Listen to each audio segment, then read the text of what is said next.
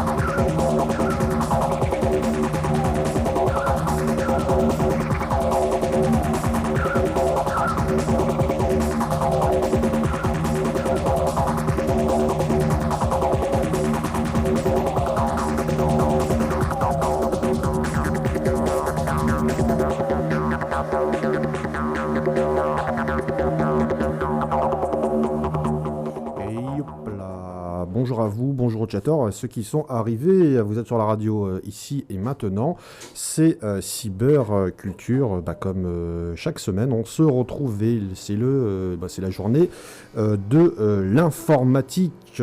Alors toi tu as pris le casque jaune, donc aujourd'hui on reçoit à nouveau Christophe Villeneuve. Donc on va parler aujourd'hui des rétrospectives de l'informatique, de l'internet, de la cyberculture qui se sont donc déroulées en 2012, c'est bien ça? C'est bien ça, bonjour à tous et à toutes, Oui. et à tous les auditeurs. Donc oui, l'informatique de 2012 a été très riche cette année. Et je pense que une émission va être très très courte. L'émission va être très très courte. Enfin, oui, non, en fait, on va pas avoir assez de temps pour faire toute cette rétrospective, c'est bien ça? C'est bien ça. Le temps que je me connecte. Et je suis à toi. Voilà, donc là, il y a le deuxième invité qui arrive. Donc salut à toi, Seb. Salut William. Ouais. Salut Christophe. Et Bonjour à toi. Et mon troisième invité, Mystère. Salut à toi, Thomas Zigo. Voilà, oh là, tu viens de loin, t'es de Shanghai là. Non, même pas, je suis dans le centre de la Chine. Ah ok, ça va, tout va bien. Là, ça sature moins. Bon, bonjour Zigo. Voilà. Salut Thomas. Hello. Il y a une petite saturation là, sur ton truc, je sais pas ce qui se passe. Ouais, mais ça va aller mieux là. Ok, non, c'est pas le firewall chinois qui nous bloque. Hein. Alors messieurs, je vous ai tous invités, vous êtes aussi intervenants dans cette émission dans le cadre de tout ce qui concerne la rétrospective 2012 dans le domaine de la cyberculture et de l'informatique. Donc tu me parlais de tout à l'heure là, un petit peu d'un plan et d'un départ, parle-nous en plus. Eh bien, cette année, il y a eu beaucoup de points marquants touchant l'informatique. Tout d'abord, il y a le matériel. Tout ce qui est les écrans, la télé, il y a aussi tout ce qui est transfert de données. Il y a eu beaucoup d'actualités autour du contenu pur informatique. Il y a aussi un troisième point qui est les systèmes d'exploitation, parce que ça a beaucoup bougé aussi cette année, avec une nouvelle version de Windows, Android aussi qui s'installe. Et puis il y a aussi tout ce qui est, le dernier point, l'utilisation. Donc les réseaux sociaux, le contenu, les utilisateurs, les migrations vers des environnements, on va dire, plus libres, tout ce qui est lié à l'open source. Donc beaucoup de choses cette année. D'où le fait que toi-même et Thomas, aussi qui est présent, qui est spécial duplex de centre de Chine, vont aborder aussi tout ce côté-là, open source, Linux, qu'est-ce qui s'est passé, les événements marquants, et Sébastien qui est toujours là, Sensor, ça va? Ça va. Ok. Alors, tu as un truc à rajouter ou pas sur les événements, sur l'introduction, Zigo? Moi, c'est pour ma partie surtout. Ok, Je pense bon, que ce qui est en train d'arriver, Ce qui est en train d'arriver en ce moment, c'est le cloud computing au niveau serveur. Ça, Donc, c'est la nuit du cloud, François, du cloud computing. Oui, vraiment, vraiment. Ça bouge beaucoup. Bon, autrefois, il y avait Amazon qui fait encore beaucoup d'argent. Et je pense que c'est en train de changer. Et les effets, on les verra en 2013, à mon avis, avec beaucoup de petits providers qui vont se monter autour d'OpenStack. Donc, moi, je pense que ça, c'est un événement majeur. Alors, Je suis assez d'accord avec, OpenStack, c'est quoi? Tu peux le rappeler à ceux qui nous écoutent. Alors, OpenStack est au cloud, ce que Apache est au serveur web, pour faire court. Autrement dit, quand vous allez avoir besoin d'installer du cloud computing, à moins que vous ayez des besoins très spécifiques, ce sera OpenStack. Et donc, c'est un projet qui a été au départ monté par les gens de la NASA. Et ensuite, il y a beaucoup de sociétés qui se sont montées autour. Canonical, Rackspace, DreamHost, Innovance, ma société GPL Host et plein d'acteurs. On dénombre. Alors, il y a beaucoup de gens qui ont fait du buzz autour du nombre de développeurs et du nombre de sociétés participant au projet. Des chiffres assez fantaisistes, genre j'ai entendu parler de plus de 2000 contributeurs. C'est faux. Moi, j'en ai compté 550 en regardant dans le guide. Donc 550 contributeurs et a priori, il y aurait 150 développeurs à temps complet sur OpenStack. Donc c'est déjà énorme et je pense qu'il n'y a pas besoin de monter jusqu'à ces chiffres fantaisistes. Et c'est le projet open source qui a le plus qui grossit le plus vite en 2012. Ok, donc toi, c'est Donc, ça. c'est 200 000 lignes de Python qui ont été fabriquées en 2 ans, quoi. Ok, donc toi, l'un de tes événements marquants, c'est le cloud. Donc revenons un peu. Voilà. Toi, de ton côté, un petit peu, t'as quelque chose à rajouter ou pas? Donc pour ma part, Et mets le micro un peu plus proche de ta bouche. comme ceci, Voilà. ça va mieux. Non, un peu plus. Remonte-le. Voilà. Voilà, c'est bien. Impeccable. Parle dans le micro. Donc oui, Voilà, la parle. partie OpenStack est très important et très utile, tout ce qui est orienté open source, donc pour l'architecture. Après, il y a beaucoup de contributeurs, donc tout ce qui est lié au CMS, Drupal, WordPress, aux frameworks qui sont aussi sont en train de s'installer, donc on va dire plus applicatif, mais en utilisant OpenStack en niveau architecture. Et Ouais, ça- alors ça, c'est moi ma partie. Effectivement, il y a énormément de choses qui commencent à se monter autour d'OpenStack pour l'utilisation, notamment un projet de chez Canonical qui s'appelle Juju, JUJU, hein, qui permet de monter des logiciels à l'intérieur d'une infrastructure OpenStack. la Je sais pas si tu as essayé ça, Christophe. J'ai pas encore vraiment essayé, j'ai plus lié à mon activité professionnelle d'open source. Je suis plus impliqué dans tout ce qui est CMS et framework, donc j'ai plus cette approche, on va dire, applicative pour permettre aux utilisateurs d'avoir leur site disponible dans le cloud. La partie architecture, c'est plus ta partie à toi, mais c'est vrai que les Ouais. deux, on arrive à être complémentaires pour l'année prochaine, ça c'est sûr. 2013, c'est la fusion, enfin pas la fusion, mais l'assemblage de ces deux briques ensemble. Ouais. Alors, moi, je voulais rebondir sur ce que tu avais dit là à propos des OS. On a vu effectivement Microsoft sortir Windows Azure. 8. Windows 8, alors, c'est très très très mal reçu par les utilisateurs. À mon avis, c'est dû à des problèmes de conception de l'interface graphique. Je pense que ce qu'on va voir en 2013, c'est que bon, là actuellement, sur les plateformes mobiles, on a Android et iOS. Et la grande nouveauté de 2013, ça va être Canonical qui va monter des plateformes à partir d'Ubuntu. Alors ça va être vachement intéressant de voir ça, je pense. Parce que quand les gens vont avoir sur leur télé ou sur leur téléphone Ubuntu, ils vont se dire pourquoi pas essayer ça sur l'ordi. Et ça a beaucoup de sens de faire ça. Et donc les gens ils vont voir qu'ils pourront avoir le même OS d'une machine à l'autre.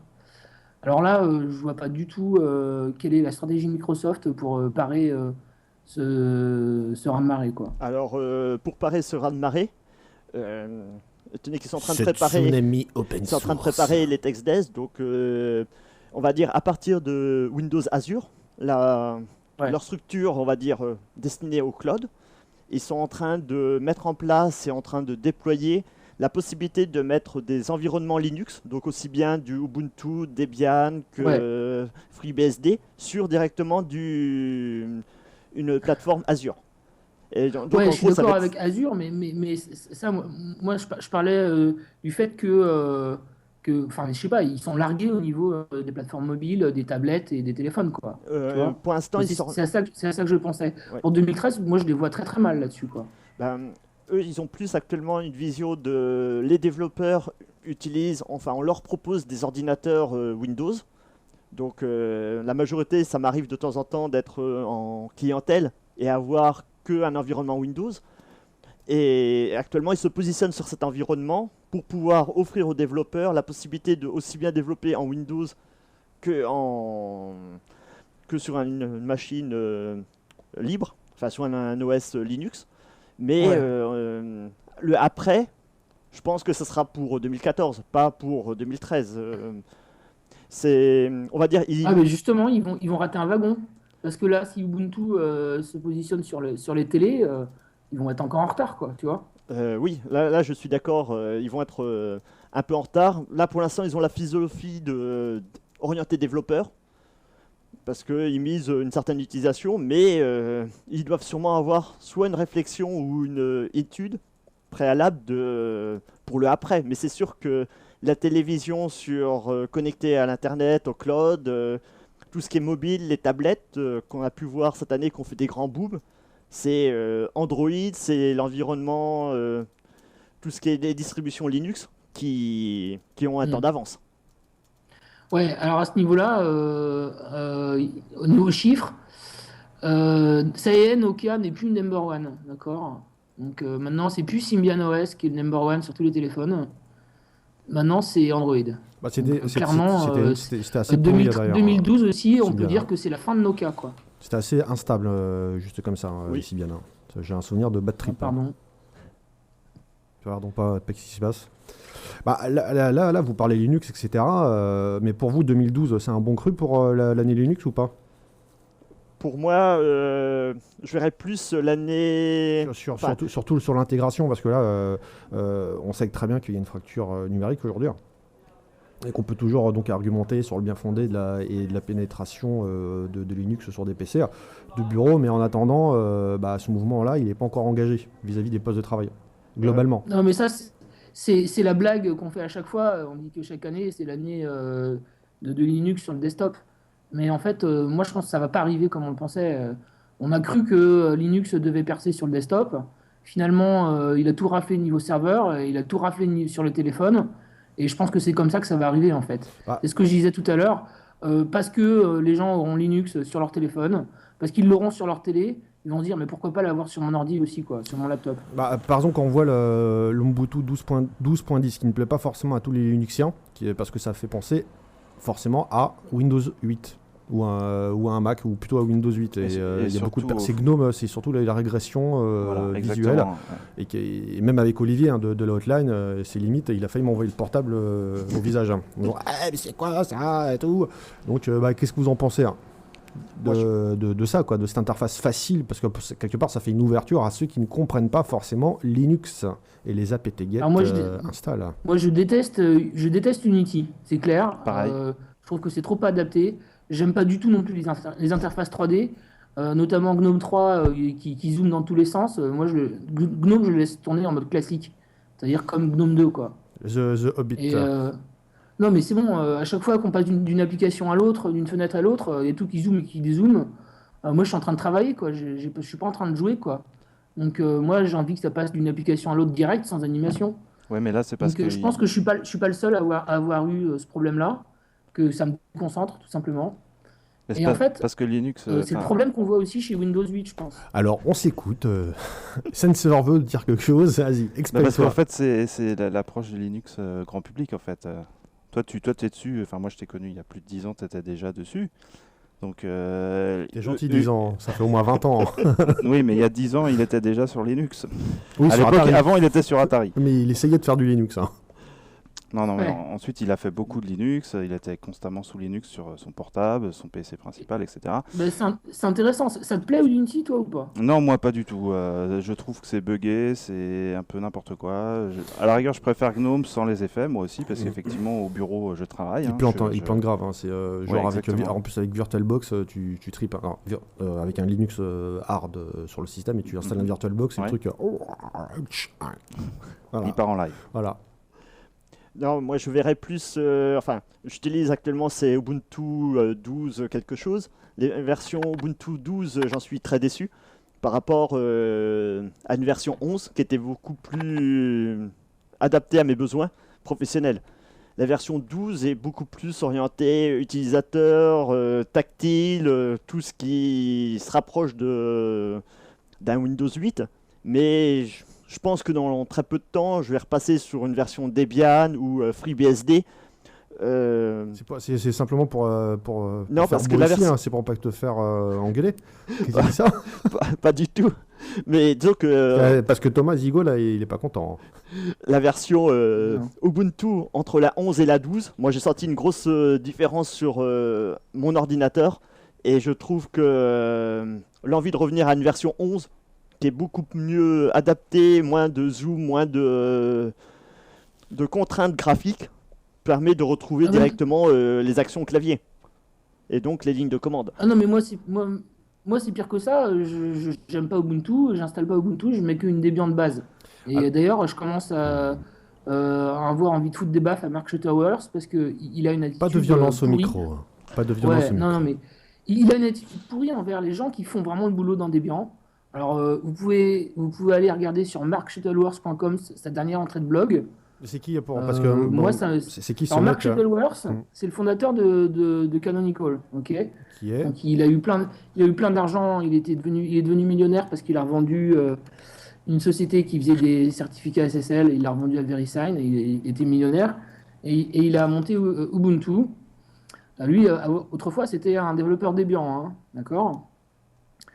Et là, clairement, il dit que chez Canonical, ils font tout le travail. Alors, je peux vous citer.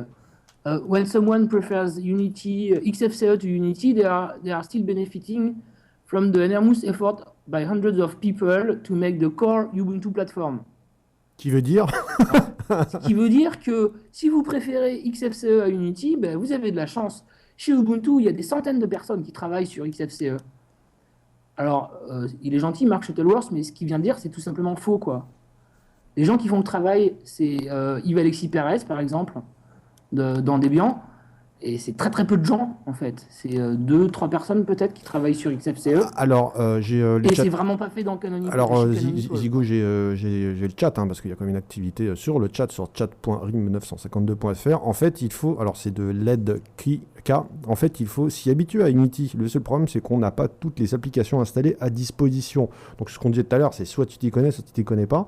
Sinon, cela fonctionne très bien. Et pour VirtualBox, puisque la question a été abordée, ils ont mis à jour la version et cela fonctionne encore mieux. Bon, ça on va dire, mais c'est plus la première partie pour Unity. Moi, je sais pas ce que vous en pensez. Hein. Est-ce que Unity c'est simple d'utilisation? Donc pour quelqu'un qui veut découvrir Linux, oui c'est facile parce qu'il va se retrouver dans un environnement de ce qui peut côtoyer un Windows ou un Mac, on va dire une approche graphique, où il suffit juste de cliquer, de naviguer, sans besoin de trop chercher. On arrive à avoir une Logitech, on arrive à avoir tout plein de choses, mais les informaticiens purs, les programmeurs, cette approche, on va dire 100% graphique, tout se manipule à la souris, ça les freine. Donc, toujours sur le chat, un Primato Zahir, vraiment pas d'accord avec les émulateurs, mais si tu argumentais, ce serait peut-être pas mal. Donc, continue. Donc, cette approche, on va dire graphique, moi je sais que j'ai pu montrer à certaines personnes qui ne sont non informaticiens, qui ne sont pas du tout programmeurs, découvrir cet univers de Linux, le libre, tout ce qui est l'open source, à travers cette interface. Alors c'est sûr que c'est, on va dire c'est du semi-assisté, même voire quasiment du assisté, puisque quand on lance la Logitech, on tape n'importe quel genre de programme et on a une liste de possibilités et de choix. Et il suffit juste de cliquer et de l'installer en 3 minutes, sans besoin de trop se poser la question de est-ce que j'ai bien fait ci ou j'ai bien fait ça, ou est-ce que j'ai installé toutes les librairies nécessaires. Là, c'est l'OS qui s'occupe de tout ça. Alors, Ouais, alors moi, je voudrais rebondir en fait sur le fait que, enfin, pour moi, utiliser Linux et Debian, mon but, c'est pas que ce soit le plus facile et accessible à tous, d'accord? Mm. Et je pense que c'est c'est pas la motivation première des gens qui, par exemple, contribuent dans Debian. Nous, ce qu'on a envie de faire, c'est un OS qui nous convient à nous et on fait des contributions qui nous conviennent, d'accord? On n'a pas d'agenda. Et je pense que c'est une grosse différence qu'il y a avec Ubuntu. Donc, Ubuntu, ils ont fait Unity parce qu'eux, ils ont un agenda commercial. Donc, eux, ils ont l'intention d'atterrir sur les télés et sur les téléphones. Alors que chez Debian, ben, on s'en fout quoi, de faire de l'argent. C'est pas le but. Et ben, je pense que là, il va y avoir de plus en plus de clash. Notamment, ce qui s'est passé avec la Ubuntu 12.10 et le Global Search qui envoie les résultats des requêtes à un serveur central pour afficher des pubs chez Amazon. Alors ça, en gros, moi j'ai vu sur les blogs, il y a deux types de réponses à ce problème-là. Soit les gens disent mais ouais, mais on s'en fout, c'est pas grave, tu peux l'enlever ou ce genre de choses. Thomas, c'est Ou le des gens Jean-Pierre qui sont Kopf de horrifiés. l'informatique, hein. c'est de la merde. merde. Moi, je fais partie des gens qui sont horrifiés. Je veux dire, quand je tape quelque chose pour chercher quelque chose sur mon disque dur, j'ai pas envie que ma chaîne de recherche soit envoyée dans un serveur central. D'accord? Alors, j'en parle moi, mais la première personne à avoir rebondi là-dessus, c'était Richard Stallman. Hein. C'est pas n'importe qui non plus. Oui. Voilà. Oui. Et donc, cette dérive de Canonical, moi, je prédis qu'elle va augmenter et monter en puissance, quoi. Bah, surtout 2013. qu'il y a déjà eu des forks d'Ubuntu qui sont Ouais, il y a déjà. Mint. Mais bon, est-ce que Mint c'est intéressant? Je suis même pas sûr. Je sais pas, il y a 2-3 distributions qu'on m'a parlé, j'ai pas eu le temps de les tester, mais qui ont été forkées à partir à partir de la 12. Donc ça va bouger, c'est sûr. Ouais, il y a Triscale notamment qui est poussé par IFF, et par la Free Software Foundation, Ah oui. FSF, Hmm. pas IFSF. Donc je sais pas, tu as déjà essayé Triscale, a priori il doit même pas y avoir un seul firmware pour le Wi-Fi et pour les cartes réseau, donc est-ce que c'est réellement utilisable par les gens? Je suis même pas sûr. La plupart, d'après ce que j'ai pu voir ou ce qu'on m'a montré, ça utilisait les mêmes paquets de, de ce qu'on pouvait trouver sur les autres distributions. Donc on va dire, c'est juste une surcouche d'habillage un peu différente. Mais après, le contenu ou l'autonomie, difficile à dire. Alors moi je préfère l'approche qui est faite dans Progress Linux. L'approche de Progress Linux, c'est de dire que quand on peut contribuer à Debian, on met tout dans Debian un maximum. Et uniquement quand c'est vraiment pas possible, eh ben, on change le paquet et on le met dans la distri. Mhm. Parce que sinon, quel est l'intérêt de forker et de jamais renvoyer les patchs upstream? Le but, oui, c'est de redistribuer. Lorsqu'on est dans l'open source, lorsqu'on Ouais. est dans le libre, c'est de. Voilà. Lorsqu'on participe à quelque chose, il faut le redistribuer. Surtout Oui. si c'est Voilà. dans l'intérêt oui. de la communauté. Donc là, c'est la communauté open source. Alors, messieurs, on va faire une petite pause musique, avec une musique que j'aime bien. Et après, on va passer, bien sûr, à d'autres événements, parce qu'on pourrait parler open source, mais on aura de l'occasion sur les émissions, sur les prochaines émissions de l'année prochaine, bien sûr. Donc, petite pause musicale, et on se retrouve tout de suite après ça. Bien sûr, vous pouvez vous lâcher avec des questions, ou si quelque chose vous a marqué, 08 92 23 95 20, 08 92 23 95 20.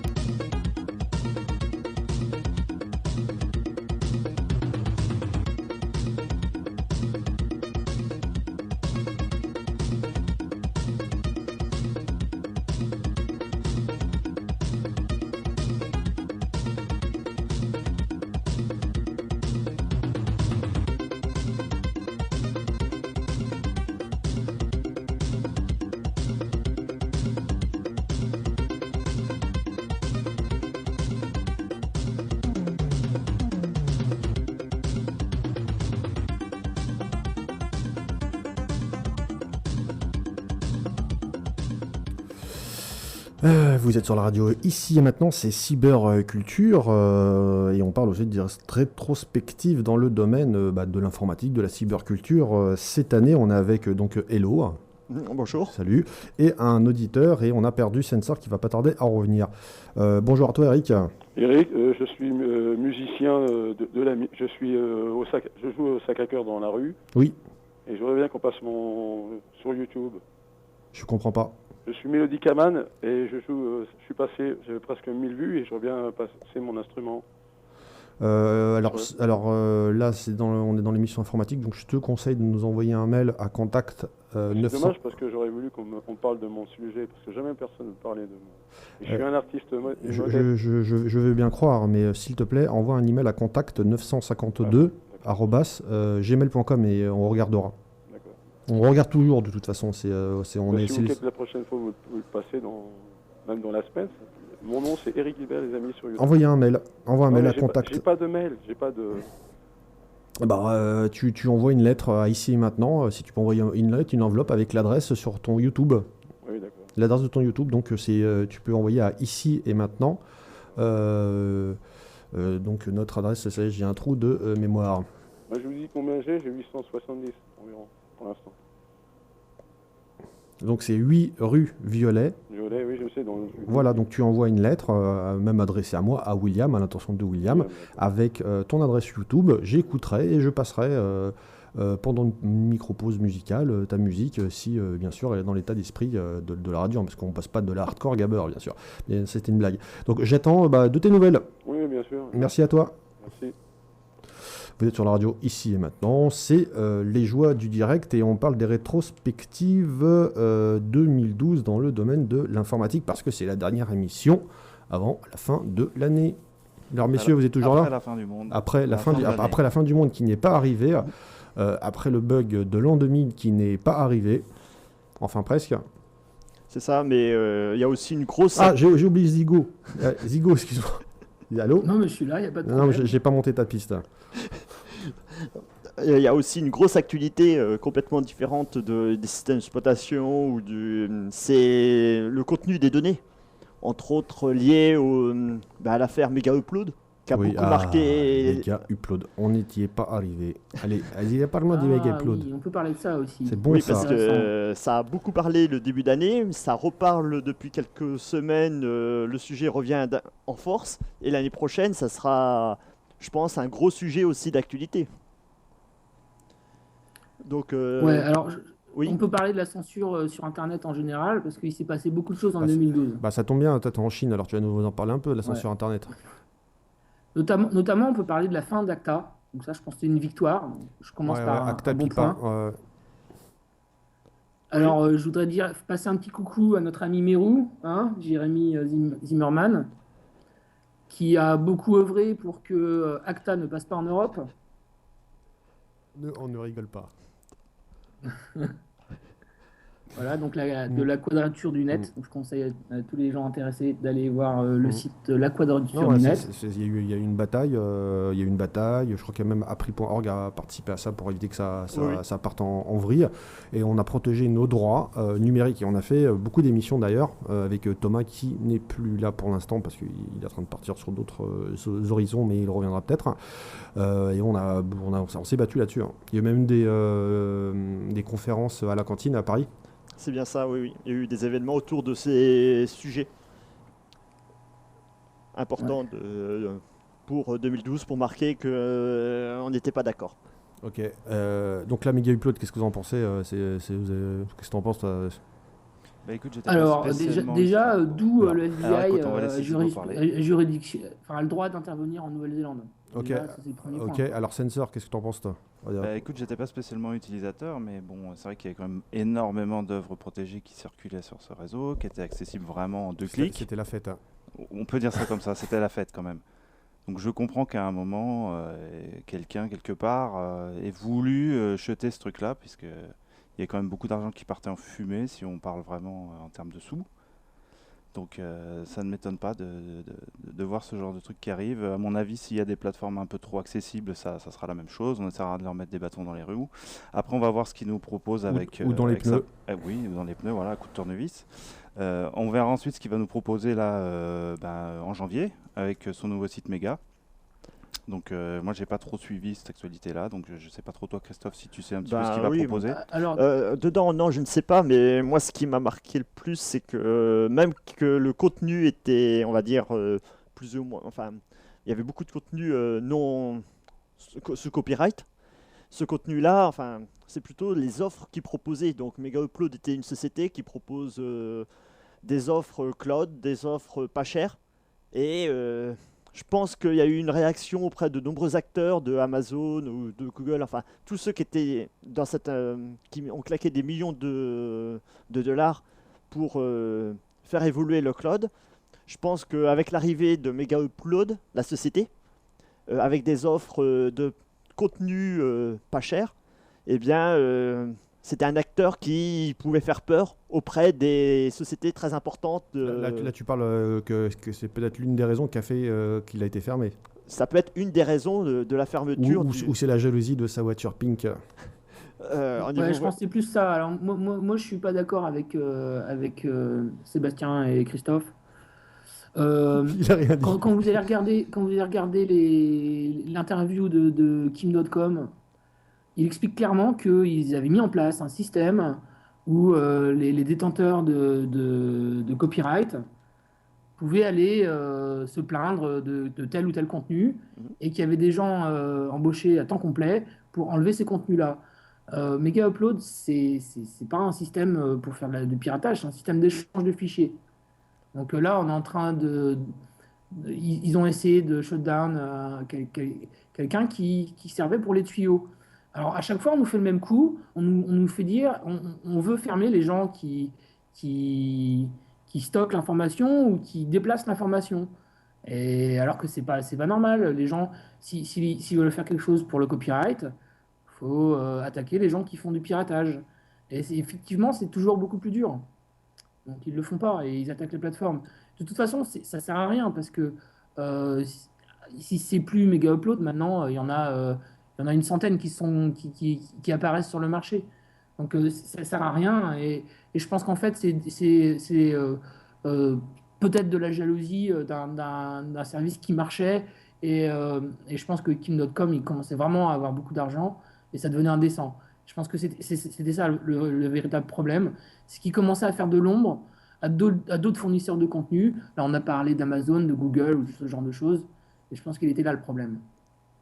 De toute façon, l'action qui a été menée n'est pas du tout légale. Et il est en train de gagner tous les procès, Kim.com. Oui, l'action, oui. Le processus qui a été mis en place par, entre guillemets, les USA, c'est pas propre. Enfin, c'est une vision complètement différente. C'est du mode je bourrine et après j'assume. Non, mais à chaque fois, on veut nous croire qu'il y a des terroristes pédophiles et que du coup, il faut fermer l'Internet. Je suis pas d'accord avec ça, c'est tout, quoi. Oui, mélanger terroriste et pédophile, faut rappeler. Non, mais je fais un amalgame exprès parce que justement, ce qui est fait par tout le monde, c'est des amalgames. C'est ça. Par les gens qui veulent fermer le net.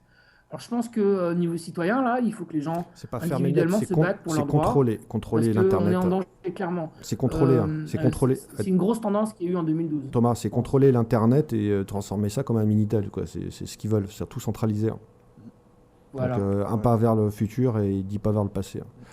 Alors là, on a parlé des Kingdom. On n'a pas parlé aussi de tout ce qui concernait Apple, les procès Samsung, le flop de Facebook en bourse. Ça, c'est intéressant. Parce que les brevets, on peut revenir un petit peu dessus après.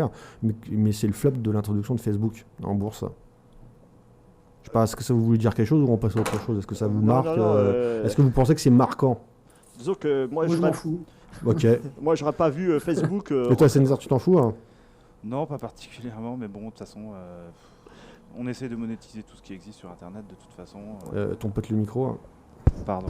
On essaie de monétiser tout ce qui passe sur Internet actuellement.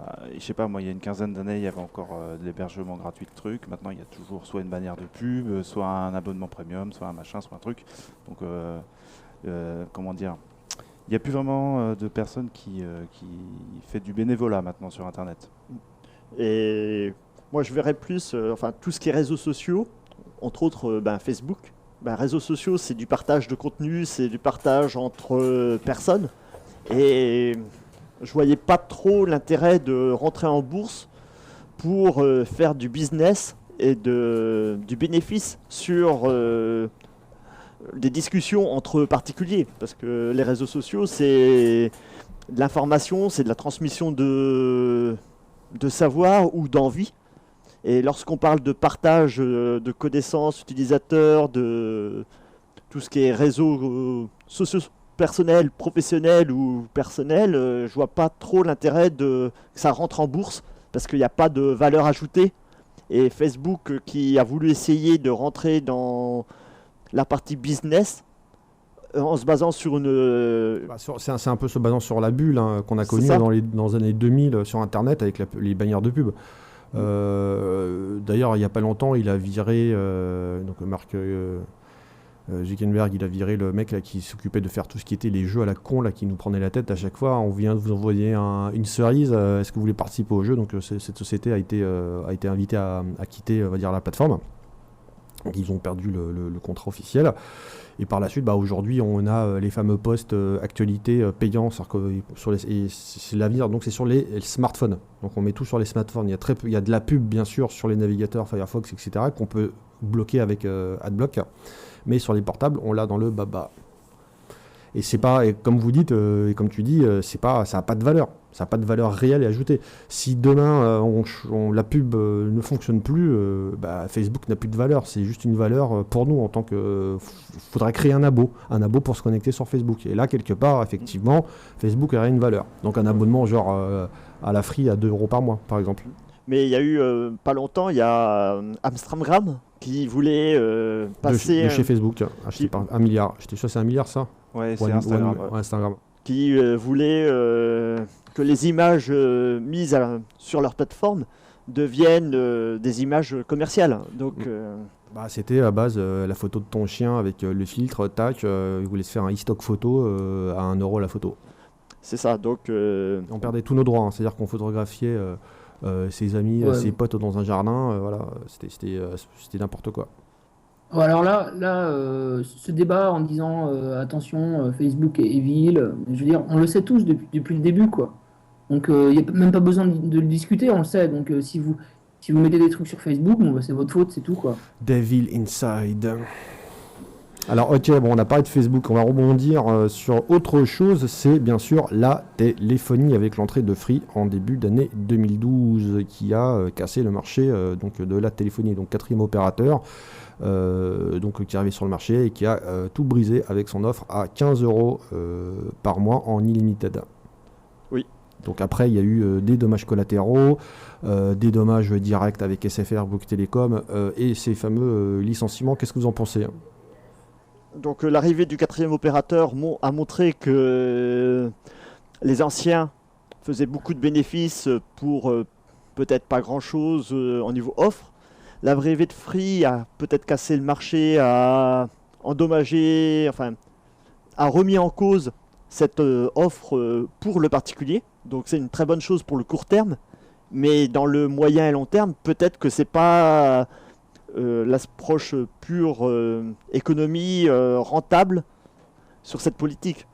Donc on va dire que Free c'est une bonne chose pour le court terme parce que ça a permis de rajuster des prix au bénéfice des utilisateurs, mais sur le moyen et long terme, étant donné qu'ils ont un peu cassé le marché, donc ils vont avoir bientôt le monopole, et avec le risque d'imposer auprès des contributeurs et des utilisateurs des choses qu'on c'est quand même, il y a quand même un retour de bâton, hein. Je connais beaucoup de personnes qui sont barrées de chez Free parce que ça ne marchait pas. Il y a ça aussi. Hein. Ouais, alors attends, là je pense qu'on a oublié ce qui s'est passé au début de la plateforme Bouygues, par exemple. Ça marchait pas non plus, quoi. Tous les opérateurs de téléphonie, au début, quand ils se sont lancés, ça marchait pas. Il y avait des gros problèmes. Le consommateur a la mémoire courte. Pour toute courte. plateforme, il y a des problèmes. Et je pense que les gens sont un peu impitoyables avec Free à ce niveau-là, d'autant plus qu'ils partagent la plateforme d'Orange. Donc moi je suis ça de loin parce que je suis pas en France, mais je pense que c'est important de se rappeler de ça. Ensuite, le monopole, c'est pas Free, hein. Le monopole c'était ce qu'il y avait avant. Et en fait, je pense que c'est toujours loqué, d'accord? Le fait qu'il n'y ait que 4 opérateurs, c'est pas normal. Il devrait y en avoir autant que possible. Le problème, c'est pas les opérateurs. Le problème, c'est les autorités de régulation qui imposent le fait qu'il y ait peu d'opérateurs. Et l'argent, parce que c'est pas n'importe qui ouvre un réseau. Ouais, ça coûte cher. Ça coûte plusieurs milliards. Bah, déjà, faut montrer patte blanche à l'organisme qui gère. Donc c'est l'ARCEP, c'est ça, hein. Je crois, oui. Ouais, ça, faut montrer patte blanche en disant on a l'argent, on a l'investissement possible. Et après, là, il y a signature en tant qu'opérateur, quatrième opérateur. C'est pour ça que Free, tout au début, a ramé pour obtenir cette fameuse licence, parce qu'il fallait tout payer cash, de comptant. On a parlé tout à l'heure un petit peu côté smartphone, parce qu'il y a eu une évolution sur les smartphones. Donc en 2012, et tout à l'heure vous parliez d'Android, etc. Et l'expansion d'Android vis-à-vis de l'iOS de chez Apple et des autres systèmes d'exploitation comme Windows Mobile, etc. Donc là on a déjà fait le tour dessus. Est-ce qu'on a finalisé ce tour sur les smartphones? Parce que là on voit de plus en plus de gens avec des téléphones qui font 10 cm², donc ils n'arrivent même plus à trouver leur oreille. C'est des valises d'une grande marque qui est en procès actuellement avec Apple. Et Samsung, et on a l'impression qu'ils ont des valises sur leurs oreilles. Qu'est-ce que vous en pensez, hein?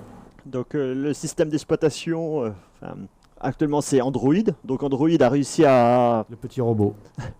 booster tout ce qui était plateforme mobile. Donc proposer une alternative de ce qui existait déjà avant, ce qui est une très bonne chose. Et cette plateforme Android, je pense que les distributions Linux sont en train de s'installer dessus et de bénéficier aussi de cet engouement de système d'exploitation, on va dire, libre. C'est pour ça, entre autres, il y a Mozilla OS qui est en train de sortir pour le premier semestre 2013, avec un système, on va dire, 100% HTML5. Donc, je pense que le milieu du mobile, des tablettes graphiques, tout ceci va encore bouger. Donc là, c'est pour toi Alors là, on HTML5. va vers un modèle où on aura les systèmes d'exploitation pour téléphone entièrement gratuits. Alors là, tu viens de parler de Mozilla. Android, c'est le cas aussi. Et ça va être le cas pour la plateforme de chez Canonical. Oui. Donc ça va être intéressant en 2013 pour ça. Et toi, tu parlais de distribution. C'est marrant que tu parles de distribution pour Linux, pour Android. Parce que Android, il y a eu l'Android, la première réalisée par Google, mais après il y a eu plus ou moins d'autres versions Android qui sont proposées par d'autres constructeurs. Je sais plus, j'ai plus trop les noms en tête, mais qui sont pas maintenus par Android. Ils sont maintenus directement par les fabricants de téléphonie ou de mobile. Ouais. C'est pour ça que je parlais de distribution, parce que même qu'il y a le nom Android, mais en dessous, les paquets, la compatibilité avec les fonctionnalités du téléphone ou de la tablette sont propres au constructeur. C'est pour ça que il peut y avoir un petit cœur Android Google, mais tout ce qui est autour ou tout ce qui est utilisation complètement différente. Alors, messieurs les chatteurs, ne restez pas endormis. S'il y a quelque chose qui vous a marqué, qu'on n'a pas encore abordé, parce que là j'en ai encore d'autres sur mon petit listing, vous pouvez poser vos questions. Pour revenir sur Google, Android versus iOS, parce que c'est en général les comparaisons qu'on fait, faut aussi pas oublier que l'iOS n'est disponible que sur un téléphone et l'Android est dispo sur une large gamme de téléphones, ce qui fait que je pense ça peut aussi permettre que de plus en plus de personnes s'y intéressent, parce que tout le monde n'a pas spécialement envie de s'acheter un iPhone. Non. C'est trop cher aussi, non? Il y a le prix. Achète-le ce téléphone, même si tu sais pas pourquoi, mais achète-le. C'est le clip là en anglais, là je sais plus comment il s'appelle, qui était pas mal. Donc non, le coût est quand même important. Lorsqu'on passe sous un iPhone, c'est sûr que lorsqu'on commence à côtoyer l'univers, tout ce qui est l'open source, le libre, il est très dur, même que j'ai des collègues qui le font, de posséder sur des outils ou du matériel propriétaire. Donc c'est sûr qu'on est plus ou moins un peu contraint lorsqu'on passe sur une plateforme propriétaire de rester dans cette plateforme. Mais oui, absolument. Mais regarde par exemple, la majorité des utilisateurs, je pense qu'ils vont complètement s'en foutre, passe-moi l'expression, mais de savoir s'ils sont sur un truc open source. Ce qu'ils veulent, c'est un truc qui marche. Donc après, c'est ça qui peut être discutable dans le sens où c'est quand même, enfin l'entreprise qui sort ces distrips, ces trucs comme ça, je pense que le but c'est de toucher le maximum de personnes. Donc, Jusqu'à un certain point, parce que si effectivement les gens s'en foutent de savoir ce qu'il y a derrière, mais le fait que l'iPhone soit complètement loqué et que c'est compliqué de jailbreaker un iPhone et tout Oh ça. là là, je sais jailbreaker, pas si c'est les gens dangereux. sont- oui, sont contents depuis de la ça. version 6 de l'iOS, en fait, ils ont recruté le mec principal qui avant pétait les anciennes versions de l'iOS et qui trouvait les failles. Donc c'était, je crois, son nom c'était GeoHack, un truc comme ça. Il a été engagé justement donc par Apple pour sécuriser la version de l'iOS 6 et je crois qu'actuellement il n'y a pas spécialement de jailbreak qui fonctionne depuis. Hein. Donc ils ont réussi leur coup. Ouais. Ouais. Tuer le poussin dans l'œuf. Ok, on a parlé des smartphones. Là, on va un petit peu arriver sur ce qu'il fallait arriver. C'est sur Flam, donc le malware au service des États. Donc, je sais pas, ça vous dit quelque chose, je pense, le virus Flam. Non. Non, moi j'ai pas spécialement suivi ça. Non. D'accord. Dans les jours de mai, les chercheurs en sécurité ont révélé la découverte d'un malware d'une grande complexité indiquant qu'il avait été utilisé pour espionner des cibles en Iran et dans d'autres pays du Moyen-Orient et d'Afrique du Nord. Pendant au moins 2 ans, surnommée Flamme, cette boîte à outils d'espionnage partageait certaines caractéristiques avec le ver Stuxnet, un malware utilisé pour cibler les installations industrielles et à endommager les centrifugeuses mises en place par l'Iran dans sa course au nucléaire. Est-ce que ça vous dit quelque chose ? Oui. Maintenant, On en a entendu et parler. aussi avec ce qui s'est passé à l'Elysée, parce que le Flamme est arrivé sur les ordinateurs portables de l'Elysée et ça est remonté jusqu'au service. Donc le Flamme, on sait très bien d'où ça vient. Hein. Ça vient pas du Capitaine Flamme. Hein. Ça vient des États-Unis, de la CIA, du service d'espionnage. Qu'est-ce que vous en pensez ? Ouais, alors, moi, ce que je trouve fou déjà, c'est que on nous a rien dit du tout sur ce qui s'est passé à l'Élysée en France, quoi. Je veux dire, on sait grosso modo qu'il s'est passé quelque chose, et puis c'est à peu près tout, quoi. Alors, il serait peut-être temps que le service de l'État arrête d'utiliser Windows, je sais pas. Donc tout ce qui est Alors là, il y a un rebondissage. Hein. Ça va rebondir. administration, les ministères sont depuis cette année en train de basculer sur des plateformes open source.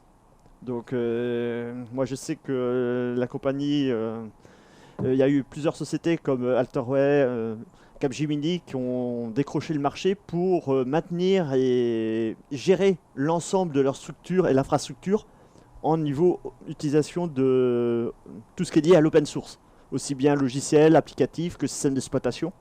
Donc ils ont cette envie de basculer sur cet univers d'open source pour répondre à déjà un besoin, on va dire, financier, mais aussi un besoin sécuritaire et puis répondre aussi au courant de ce secteur.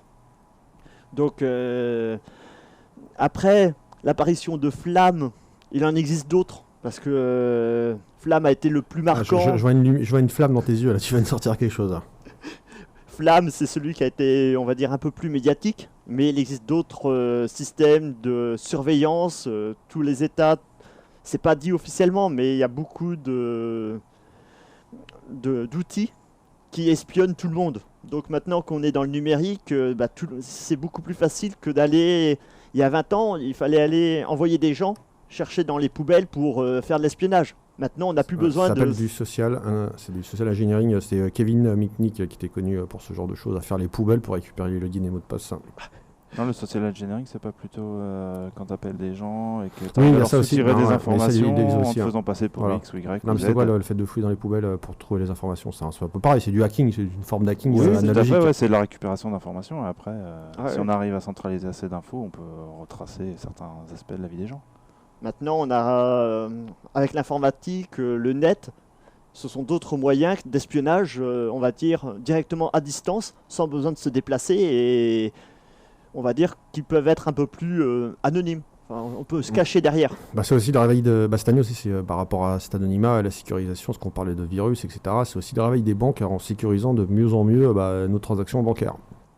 Oui, et encore, tout système informatique, même le dernier cri, dernière cryptage, encodage ou le découpage apporté avec la puissance du matériel et en mettant les moyens, on arrivera toujours à casser un système quel qu'il soit. Mais il suffit juste du temps. Donc un système qui se casse en 2 minutes, c'est très facile. Par contre, si le système il lui faut plusieurs années avec le même matériel, ceux qui voudront faire du mal vont abandonner. Parce que s'il faut attendre 2 ans pour accéder à l'information, c'est pas rentable. Donc ils sont plus dans la logique de, grâce au système d'information disponible à travers Internet, de pouvoir accéder plus facilement. Donc c'est pour ça que Flamme a été repéré depuis quelque temps, mais il en existe d'autres, ça c'est sûr. Même qu'on ne le sait pas encore, mais l'espionnage sur Internet, tout le monde, même vous auditeurs ou même nous, on se fait indirectement espionner. Et là, lié tout à l'heure ce qu'on parlait avec Zigo, donc lorsqu'on fait une recherche et que l'aide à la recherche est indexée sur des plateformes distantes, là aussi on se retrouve avec de la suggestion de mots, de l'espionnage, parce que ces contenus de mots clés de recherche Pense à respirer. Hein. peuvent être réutilisés ailleurs. C'est ce que disait tout à l'heure Zigo, ce que disait Zigo avec le fameux serveur central qui va récupérer tes mots-clés et qui t'espionne. Oui. C'est bon, faut quelque part, on s'en plaint, il faut quand même regarder et voir la vérité en face. Qu'est-ce qui vous a marqué d'autre donc en 2012 ? Il n'y a pas autre chose dans le domaine de l'informatique, en cyberculture T'as du mal à voir. Tu ne regardes pas ton plan. Là, ce qui est intéressant, c'est bien sûr l'explosion des smartphones. Je viens de revenir un petit peu dessus parce qu'on voit tous les jours, je sais pas après Thomas, comment tu vois ça de ton côté quand tu es en Chine et quand peut-être tu prends le métro ou la voiture, mais tu vois bien les gens. Est-ce que les gens sont connectés et flashés sur leur téléphone portable à le regarder tout le temps et connectés, en fait, sont connected? Alors moi, ce qui me tue, c'est que les Chinois sont tous au courant de comment sont fabriqués les téléphones de chez Apple. Autrement dit, c'est l'esclavage moderne. Il y a de la news. Moi, là, je vous appelle de Zhengzhou. Donc, au sud de Zhengzhou, il y a une usine de chez Foxconn. Là, je voulais parler de Foxconn d'ailleurs. Ouais, il y a une usine de Foxconn. Et absolument. Donc, ils sont venus dans le Henan et bientôt aussi dans la province du Anhui, parce que c'est les provinces les plus pauvres de Chine. D'accord. Donc, ce qui est paradoxal, c'est que tout le monde sait que c'est des conditions de travail folles. Où les gens sont des esclaves modernes. Mais par contre, ils veulent tous des iPhones en Chine. Alors, je vais juste faire une petite parenthèse sur l'histoire parce qu'il y a eu une émeute. Il y a eu une émeute chez Foxconn, donc des problèmes dans le chaîne de production de iPhone. Donc c'était un dimanche de septembre, mais il y avait 2000 travailleurs qui ont déclenché une émeute dans une usine de Foxconn dans la ville chinoise de Taiyuan, dis-moi si je déforme, et où était produit entre autres l'iPhone 5 d'Apple. Selon les salariés... Taiyuan, c'est à Taïwan. Ok, Taïwan. Mais non, c'est une ville chinoise. Ça dépend si tu dis que Taïwan est en Chine ou pas. Taïwan. On va lancer le débat, mais bon. Ok, bon, c'est une ville chinoise quelque part. C'était quelque part en Chine. Selon les salariés, une bagarre sur la chaîne de montage entre travailleurs et superviseurs a dégénéré et 40% ont dû être hospitalisés. L'émeute est devenue le symbole des revendications et des mauvaises conditions de travail dans l'entreprise qui produisait aussi pour Sony, Microsoft et Nintendo. À cette occasion, on a appris aussi que de nombreux suicides avaient eu lieu dans les installations de Foxconn. Apple avait déjà été pointé du doigt dans le rapport révélant des conditions de travail dangereuses chez ses fournisseurs, parmi lesquels Foxconn. Plus tard, à la suite d'une enquête demandée par Apple, la Far Labor Association de la FLA avait déclaré que si les conditions de travail s'étaient améliorées, les employés de Foxconn travaillaient parfois au-delà de 60 heures par semaine sans recevoir de compensation équitable pour ces heures supplémentaires, que les environnements de travail étaient dangereux pour leur santé et les procédures de sécurité laissant à désirer. Voilà. C'était l'histoire. Foxconn, c'est le plus gros employeur privé de Chine. C'est 1,4 million d'employés. D'accord. C'est une société taïwanaise à l'origine qui fabrique en Chine. Donc Taiyuan, c'est là où il y a l'aéroport de la capitale de Taïwan, qui est Taipei. Okay. Donc Taiyuan, c'est à 40 bornes de Taipei. Et donc, ils ont réussi à se rebeller à Taïwan, et puis ça passe dans les journaux. Maintenant, ici, quand ils font grève à Zhengzhou, personne n'en parle, hein. Parce que c'est censuré. Ouais, et Ou puis tout le monde s'en fout. le gouvernement chinois est très content qu'il y ait 1,4 million d'employés en Chine. Ils n'ont pas envie que le business parte ailleurs. Voilà. Ok. Et qu'est-ce que t'en penses, toi, Sensor? Tout ça, c'était loin de tout. Bah non, c'est vrai que c'est des conditions. Enfin, c'est déplorable d'entendre ces choses-là, mais bon, malheureusement, dès qu'un constructeur a un monopole quelque part, il va faire tout ce qu'il peut pour économiser de l'argent, et ça passe aussi par délocaliser des chaînes d'assemblage, des trucs comme ça, tout ça pour minimiser le coût et faire plaisir à ses actionnaires. Au niveau des suicides, alors je peux vous expliquer ce qui se passe, hein. C'est des gens qui sont des paysans, hein, dans le Renan par exemple. Et ces gens-là, ils n'ont pas du tout d'argent. Donc, en général, c'est le petit dernier de la famille qui a à peine 18-20 ans, qui va dans l'usine en sachant très bien quelles sont les conditions. Et au bout de 3-4 mois, il n'en peut plus, donc il a envie de partir. Et malheureusement, quand il veut partir, il veut prendre sa paye et on lui refuse de lui donner sa paye. Et c'est comme ça qu'arrivent les suicides. Donc, c'est pas pour des mauvaises raisons, hein. Les gens, c'est parce qu'ils espéraient gagner un petit peu d'argent pour les donner à leurs parents qui sont très pauvres et qui ont du mal à manger. D'accord? C'est à ce point-là. Et on leur donne pas leur argent, et du coup, ils sont désespérés et ils se tuent, quoi. Et donc, voilà, si vous achetez des produits Apple, vous sponsorisez ce genre de travail. Et ça, ces infos-là, sur la raison du pourquoi, le fait qu'ils sont pas payés, tu les as lus dans des magazines, dans des journaux, ou c'est quoi? C'est du bouche-oreille, c'est des gens qui connaissent sur place? Ouais, moi j'ai discuté avec des gens, et puis, mais en France, il y a un reportage sur Envoyé spécial qui s'appelle La fâche cachée d'Apple. Donc vous pouvez aller le regarder, je sais pas, quelque part La pomme sur le pourrie. net. Ouais. Où est passé le morceau de la pomme, hein? Il est regardable encore, il est trouvable sur le net, ce reportage. Alors, on va faire une petite pause respiratoire, parce que là, je pense que chacun de nous a besoin de respirer juste un moment, et on se retrouve tout de suite après. Si vous aussi, vous avez des événements marquants dans le domaine de l'informatique, bien sûr, 08 92 23 95 20, 08 92 23 95 20.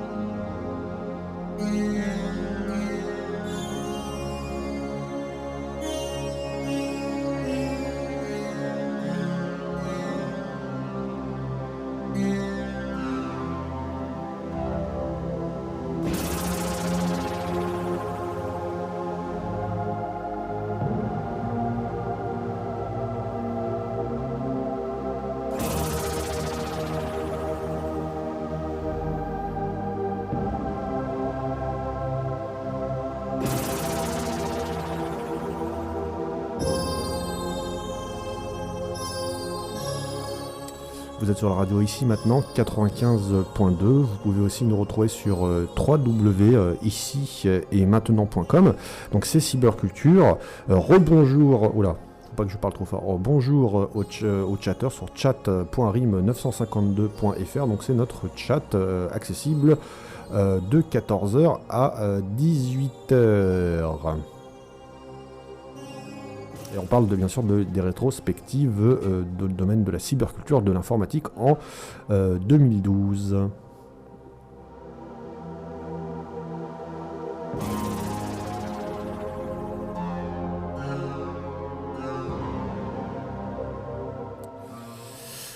Hop là, je remets les gens en contexte. Alors,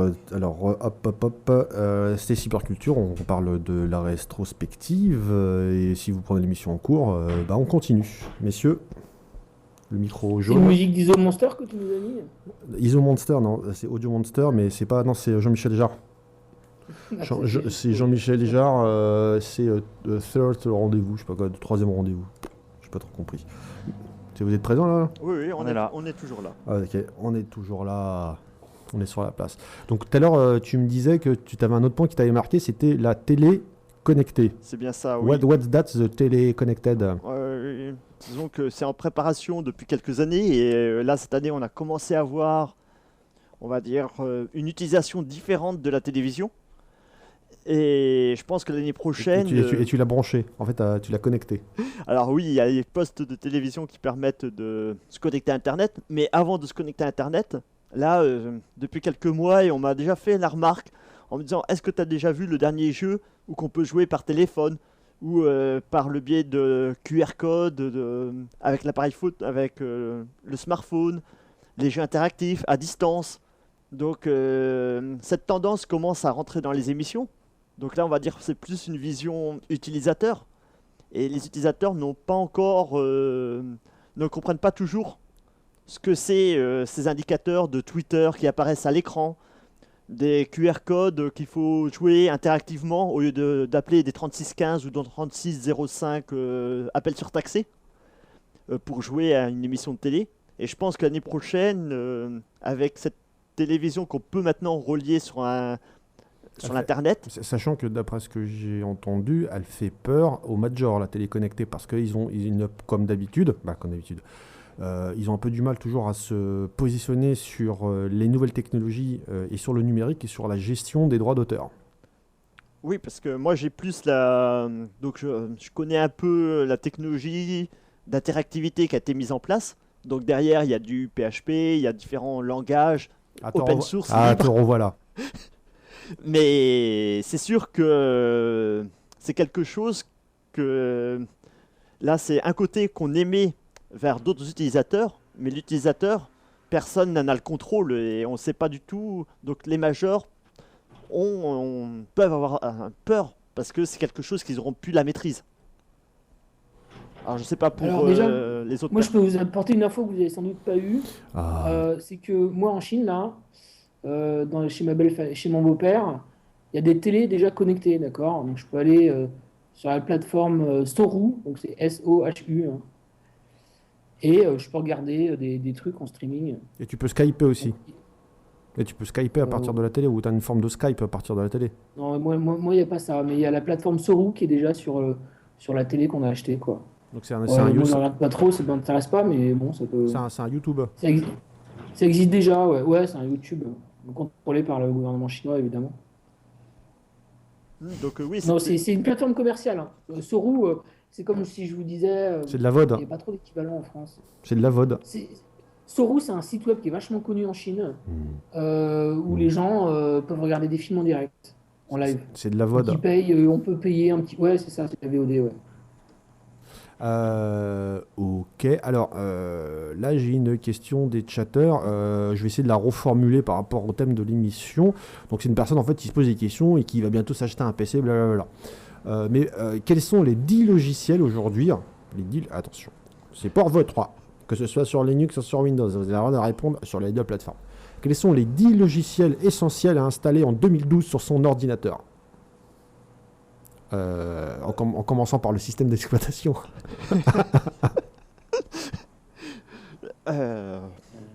SSH client. Disons qu'en système d'exploitation, je ne vais pas me prononcer. Mais par contre, au niveau logiciel, il y a VLC. Là, il n'y a pas de photo qui permet de regarder la vidéo. Le plot. Donc Oui, le plot, c'est VLC ça. est disponible sur tous les systèmes d'exploitation. Et c'est pour moi le premier logiciel indispensable. VLC, c'est fort. C'est à la fois un player et à la fois, ça peut se transformer en serveur de streaming MP4. Oui, enfin, moi je m'en sers plus pour regarder des fichiers. Tes trucs, tes vidéos, oui, j'ai compris. Enfin, les vidéos qui sont. On va dire que VLC permet de pas se poser la question sur le format, la compression, de pouvoir lire tout ce qui est possible et inimaginable qui des fois pose problème sur Internet. Bah, genre Windows Media Player, pas classique, hein, mais le tout court, quand le fichier est corrompu ou une partie est corrompue, bah, il va dire ah non, non, non, je sais pas lire. Alors que VLC va pouvoir le lire. C'est bien Et ça. il va même te le proposer de le réparer. Et donc pour moi, VLC, c'est le premier logiciel indispensable. Après, est-ce que toi, tu as un logiciel préféré? Bah écoute, déjà, on pourrait mettre un nouveau navigateur, donc Firefox ou Chrome. Quelle version de Firefox? Donc la dernière, quoi. Ouais, n'importe Ou laquelle. Chrome. Mhm. Même si elles commencent à devenir un petit peu lourdes. Mais juste par le fait qu'on peut. Déjà, c'est un truc qui n'a rien à voir avec Microsoft, donc c'est pas fourni par l'OS, c'est maintenu par des personnes indépendantes. Mais surtout, on peut mettre plein de plugins qui permettent de faciliter la vie quand on navigue, ou bien à faire un petit peu moins d'intrusion dans la vie privée. Je pense par exemple à Adblock Plus, qui n'est pas dispo, je crois, sur Internet Explorer. Donc ça permet de retirer la pub, je crois que intempestive et t'as trucs un comme ça. autre. Hein. T'as un filtre quand même sur IO? Je crois qu'il y en a un, mais l'équivalent, je sais pas. L'équivalent, non, mais il y a un autre ajout, un autre add-on qui permet de bloquer un certain volume de publicité. Pas Alors, toutes, mais le meilleur antivirus pour vous en 2012 qui n'a pas fait passer presque aucun virus. Avast, J'ai pas par d'antivirus sur exemple. ma machine, j'en ai pas besoin. Oui, toi, je sais que tu es sur Linux. Là, on est sur Windows. Quel est pour vous le meilleur logiciel? Bah, le meilleur. Celui-là qui a plus résisté en 2012, à part la blague de McAfee. Hein. moi, il y a Antivir qui est pas mal, qui est gratuit. Et puis Avast, on va dire, ce sont les deux qui proposent une protection, on va dire, meilleure que ce qu'on peut trouver sur les autres antivirus. Il n'y a personne qui a fait la blague de McAfee, hein, mais bon, c'est pas grave. En logiciel de traitement de texte, tout ce qui est bureautique. Hein. Bureautique, moi je dirais LibreOffice, qui fonctionne sur tous les systèmes d'exploitation. Donc là, je pense que derrière, il y a une réaction peut-être de Zigo. Non, Tu es pas content, lui. spécialement. D'accord. Moi, c'est pas tellement les logiciels que j'utilise. Hein, donc, Mais Par ouais. contre, moi j'ai un des événements marquants de 2012, ça m'y a fait penser, c'est Microsoft qui a racheté Skype. Ah oui, ah ouais, là c'est vrai que... Alors là, Alors, c'est moi, ça me fait énorme. peur parce que j'utilise Pidgin, Et la fin- donc j'ai 2 comptes MSN dessus, Mhm. et j'utilise Skype. Alors, Et qu'est-ce la qui fin va se des passer MSN? quand ils vont shut down MSN? Mm. Je vais être obligé de lancer 3 Skype. Non, Ah. c'est possible qu'ils fassent une migration, mais bon, ça m'étonnerait, hein, mais ils vont pousser les gens à aller sur Skype. Hein. Moi, je suis déjà sur Skype, hein, Ouais. et j'ai lâché MSN. Et je fais comment avec mes 3 comptes alors? Bah, domaine technologie contrôle, DTC. Hein. Ouais, c'est un peu ça, ouais. moi qui... Non, mais j'ai été obligé de lancer 3 Skype, et voilà quoi. Et moi, j'en ai vraiment pas envie, j'étais bien content avant. Mm. Après, en plus, il n'y a pas d'OTR dans Skype. Donc, pour le chat, c'est pas très safe. Donc, OTR, pour les gens qui ne connaissent pas, c'est un système d'encryption qui marche au-dessus des protocoles publics. Donc, ça marche avec MSN, Yahoo, AIM, Gtalk. Voilà. Et Alors, c'est un. là, on va rebondir sur question des chats.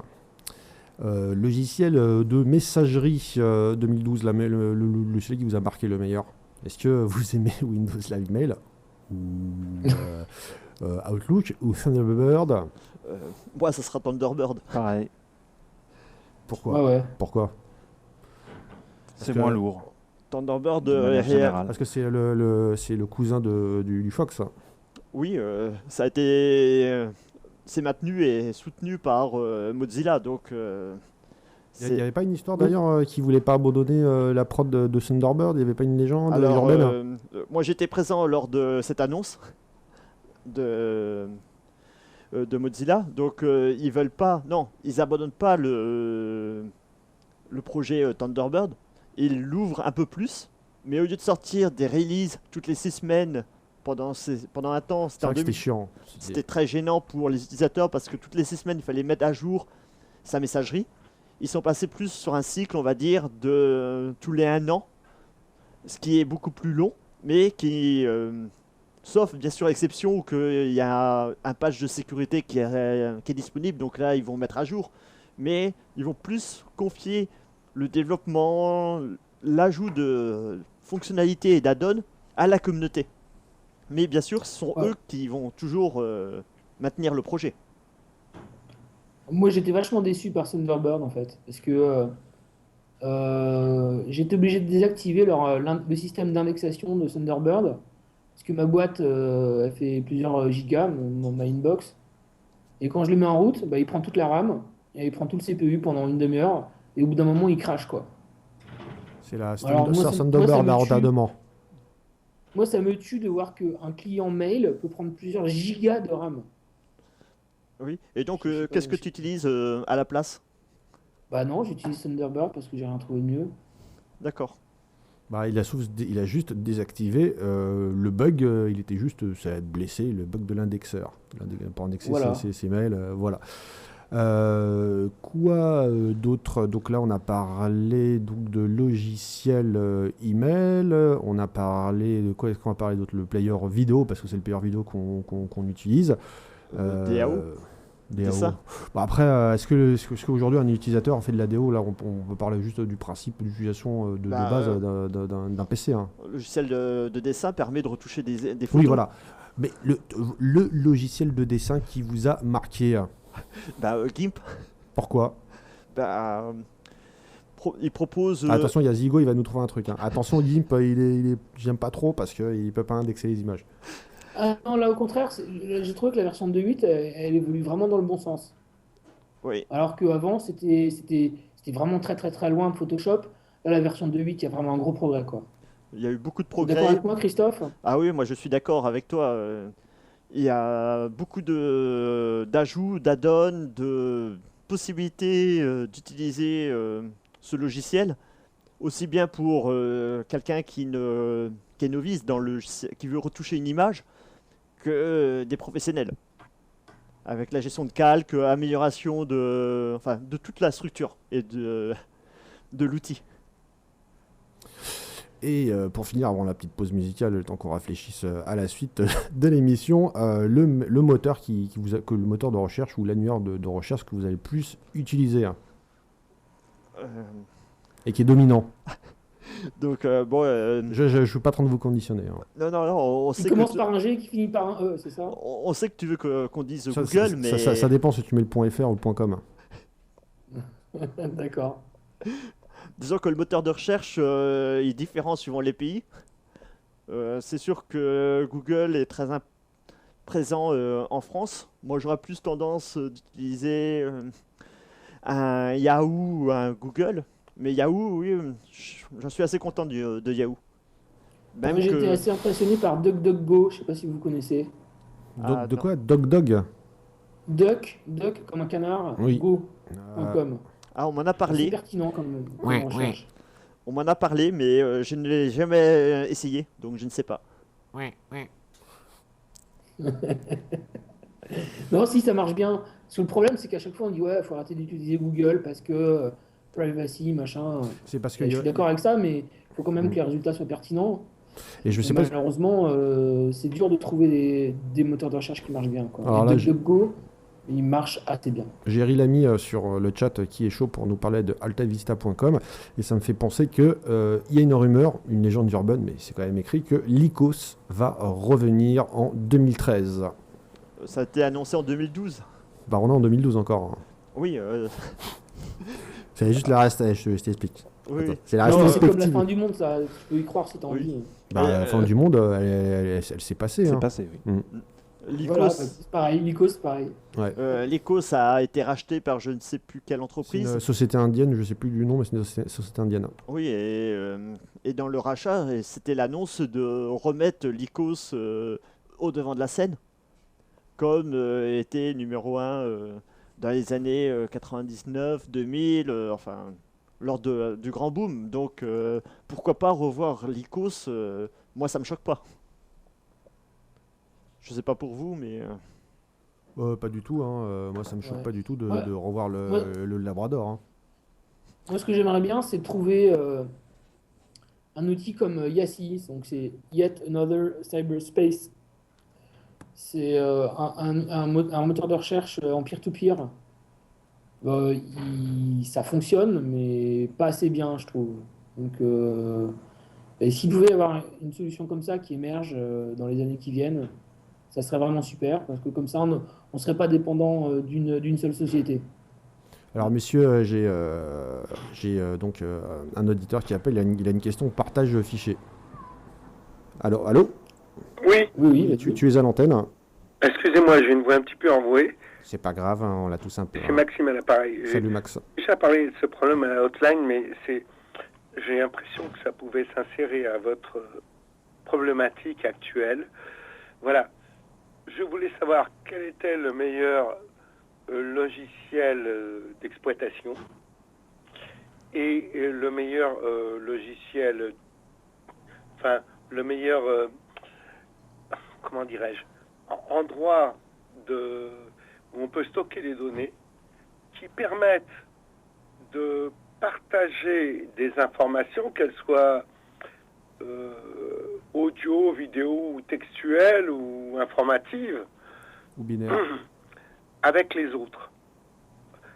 En contrôlant, en ayant le contrôle des autres, des personnes qui ont accès à cette information qu'on met à disposition des autres. Alors, messieurs, on Je parle suis de, assez- on parle de cloud computing, alors lâchez-vous. Ouais. Alors, il y a à peu près une vingtaine de sociétés qui proposent des systèmes pour partager des fichiers en ligne.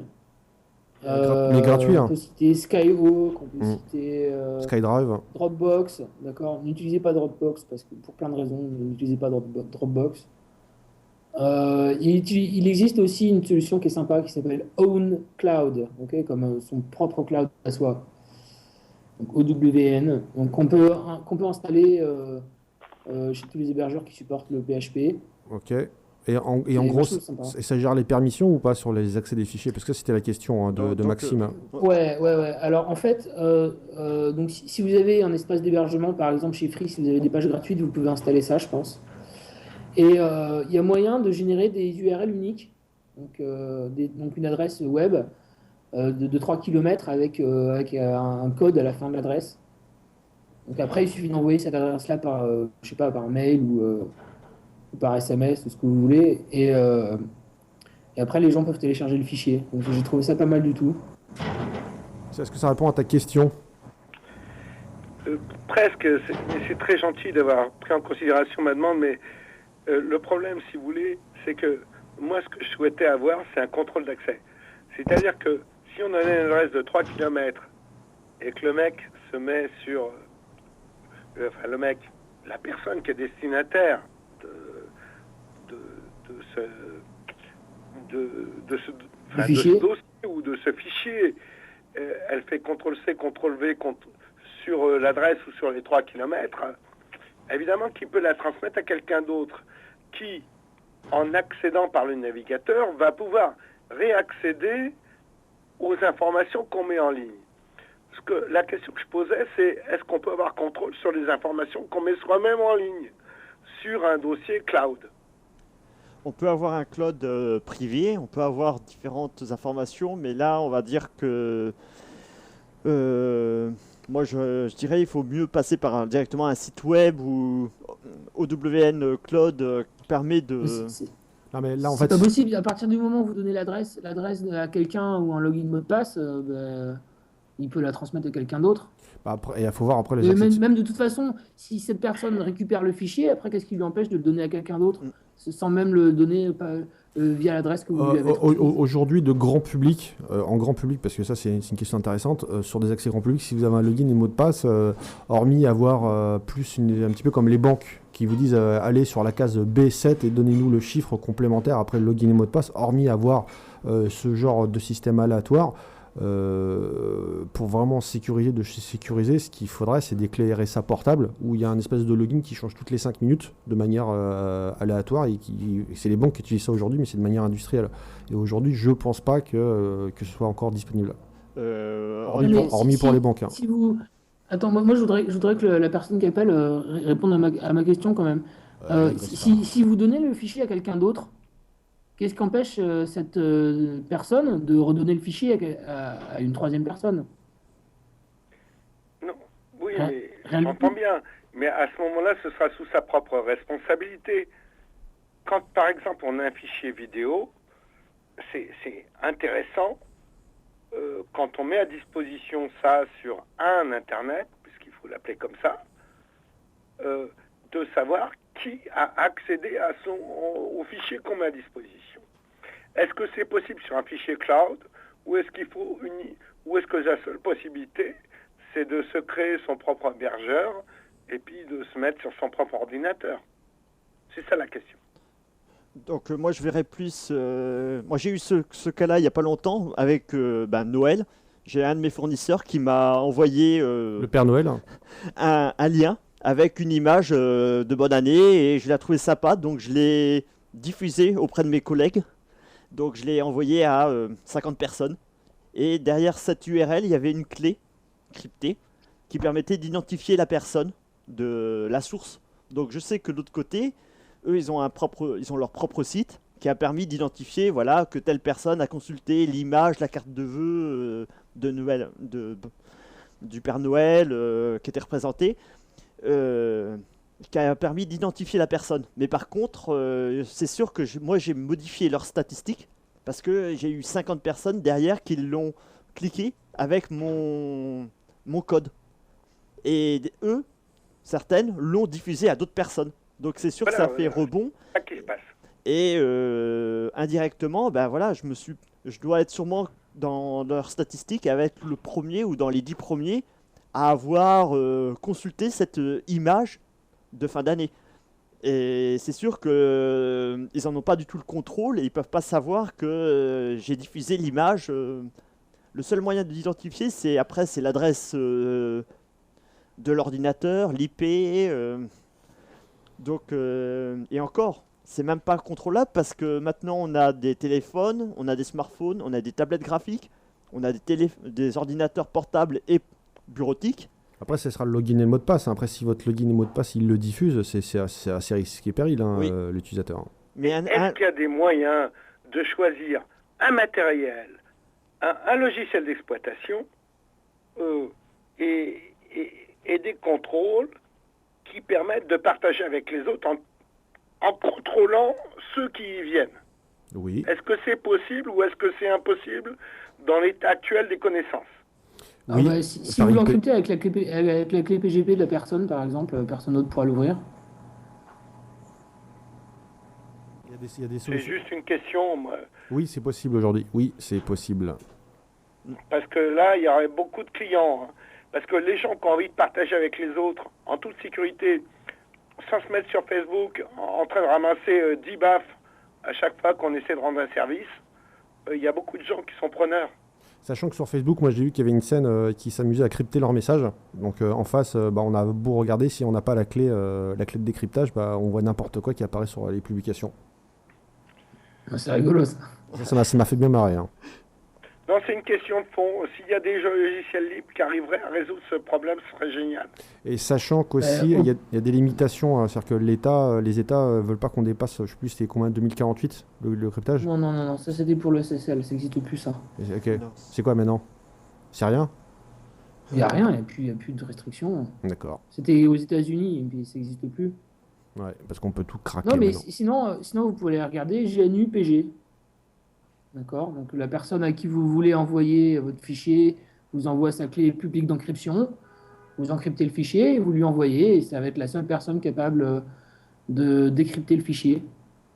Sachant que ça me fait penser à Miguel Blood. Avec l'histoire, avec les prochains serveurs, ils vont crypter en fait tous les datas. Et la seule personne qui peut décrypter ces datas, c'est le user. C'est ça. Ouais. Donc tout un système de cryptage unique. C'est peut-être ça qui va apparaître l'année prochaine, enfin, qui commence déjà à apparaître, mais qui sera dévoilé au grand public et encore plus accessible par ce biais de cryptage, de sécurité envers les utilisateurs. Ouais, alors le site en question ne sera pas me.ga car le Gabon a décidé de baisser son pantalon face à Hollywood et avant même que le domaine soit utilisé, ils l'ont retiré. Donc ce ne sera pas me.ga. Ouais, ça je savais déjà. Il y avait même une histoire de hacker qui avait essayé de voler le NDD, le nom de domaine. Ok, est-ce que ça répond à ta question ou pas, Maxime?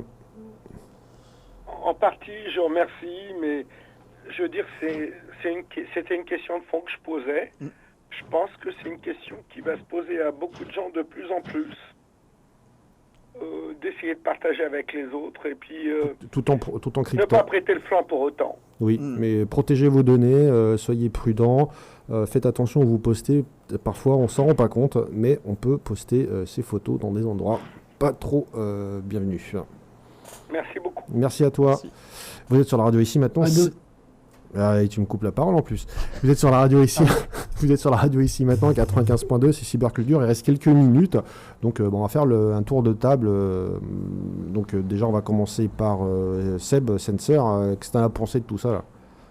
Bon, tu peux dire RAS, DTC, voilà, Linux. Tu peux parler en mots-clés. Hein. Bah écoute, on va voir ce qui va se passer en 2013. Hein. On pourra en reparler l'année prochaine. Est-ce que c'était prévisible? Est-ce qu'on on a parlé des choses qu'il fallait au moment où il fallait? Je ne sais pas. Ok, toi, donc... Pour moi, 2012 a... C'est bientôt fini, 2012. Oui, il y a eu beaucoup de choses de lancées, beaucoup de choses qui ont démarré, qui sont en train de s'installer. Et je pense qu'en 2013, c'est sûr que c'est tout ce qu'on a pu parler dans l'émission. Ça va être encore des points importants de discussion pour l'année prochaine. Bon, on sera toujours aussi virulent à préparer des émissions, si bien sûr sur toute la cyberculture. Donc c'est la dernière émission.